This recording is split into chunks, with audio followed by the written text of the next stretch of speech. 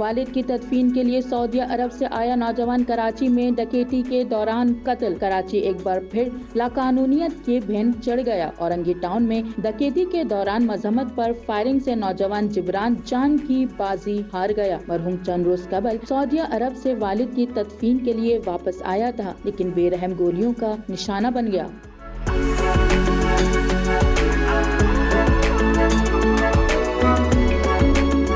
Police کے مطابق motor cycle سوار 2 ملزمان نے لوٹ مار کے دوران مزاحمت پر جبران کو گولیاں ماری اور فرار ہو گئے۔ مقتول کی لاش ہسپتال میں منتقل کی گئی۔ اہل خانہ پر صدمے کے پہاڑ ٹوٹ پڑے ہیں۔ جو والد کی قبر پر دعا کرنے آیا تھا وہ خود قبر کا حصہ بن گیا۔ شہر قائد میں بڑھتی ہوئی وارداتیں اور بے لگام اسٹریٹ کرمنلز ایک بار پھر سیکیورٹی اداروں کی کارکردگی پر سوالیہ نشان ہیں۔